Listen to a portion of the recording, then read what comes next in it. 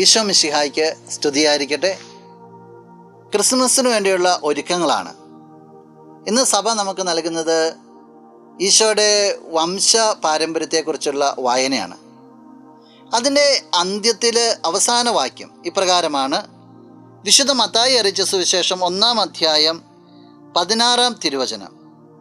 യാക്കോബ് മറിയത്തിൻ്റെ ഭർത്താവായ ജോസഫിൻ്റെ പിതാവായിരുന്നു. അവളിൽ നിന്ന് ക്രിസ്തു എന്ന് വിളിക്കപ്പെടുന്ന യേശു ജനിച്ചു. അബ്രാഹം മുതലുള്ള പരമ്പര പറഞ്ഞു വച്ചിട്ട് അവസാനം യേശുവിൻ്റെ ജനനത്തെ കൊണ്ടുപോയി നിർത്തിയാണ്. ഇതുവരെയുള്ള പാരമ്പര്യങ്ങളും ഇതുവരെ കടന്നു വന്ന ദൈവവഴികളെല്ലാം ഈ ക്രിസ്തുവിലാണ് എത്തിച്ചേർന്നിരിക്കുന്നതെന്ന് വയ്ക്കുകയാണ്. അതിന് തൊട്ടു മുമ്പിൽ മാതാവിനെയും യോസെഫിനെയും വയ്ക്കുന്നു. ജീവിത വഴികളെയെല്ലാം, ജീവിത പാരമ്പര്യങ്ങളെയെല്ലാം, തലമുറകളെയെല്ലാം ക്രിസ്തുവിലേക്ക് കേന്ദ്രീകരിച്ച് വയ്ക്കുന്നു. സുഹൃത്തെ, ഇതോടൊപ്പം ഒരു ചിന്ത പങ്കുവയ്ക്കട്ടെ.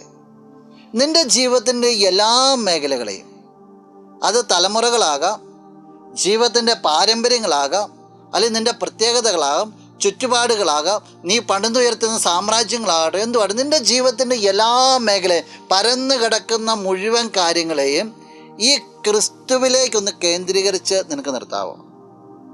ക്രിസ്തുവാണ് എല്ലാത്തിൻ്റെയും കേന്ദ്രമെന്നും എല്ലാം എത്തിച്ചേരുന്നത് ക്രിസ്തുവിലാണെന്നുള്ള ഒരു ചിന്ത ഉള്ളിൻ്റെ ഉള്ളിൽ പുലർത്തിയാൽ നിനക്ക് സങ്കടം ഉണ്ടാവില്ല, നിനക്ക് അഹങ്കാരം ഉണ്ടാവില്ല, നിനക്ക് നിരാശ ഉണ്ടാവില്ല, ഒന്നിനും നിൻ്റെ ജീവിതത്തെ തകർത്ത് കളയാനും പറ്റില്ല.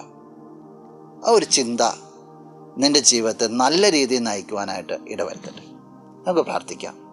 കണ്ണുകളടച്ച് കരങ്ങൾ കൂപ്പാം. നല്ലവനായ കർത്താവേ, നിന്നെ ഞങ്ങൾ ആരാധിക്കുന്നു, മഹത്വപ്പെടുത്തുന്നു, സ്തുതിക്കുന്നു. ഈശോ, ഈ വ്യക്തിയെ സമർപ്പിക്കുകയാണ്. നീയാണ് എല്ലാത്തിൻ്റെയും കേന്ദ്രം, എല്ലാം നിന്നിലാണ് എത്തിച്ചേരുന്നുള്ള ബോധ്യത്തോടു കൂടി ജീവിതത്തെ നയിക്കുവാനായിട്ട്, എല്ലാം നിന്നിലേക്ക് വിട്ടുകൊടുത്തുകൊണ്ട് മുന്നോട്ട് പോകാനായിട്ട് ഈ വ്യക്തിയെ അനുഗ്രഹിക്കണമേ. ഇന്നത്തെ ദിവസത്തിന് വേണ്ടതായ കൃപകളെല്ലാം നൽകണമേ. ഈ വ്യക്തി പ്രാർത്ഥിക്കുമ്പോൾ സ്വർഗ കവാടങ്ങൾ തുറന്നുകൊണ്ട് ഈശോയെ അനുഗ്രഹങ്ങൾ വർഷിക്കണമേ എന്ന് പ്രാർത്ഥിക്കുകയാണ്. ഇപ്പോഴും എപ്പോഴും എന്നേക്കും. ആമീൻ. ആദിയിലും അന്ത്യനും നീ മാത്രമേ യേശുവേ.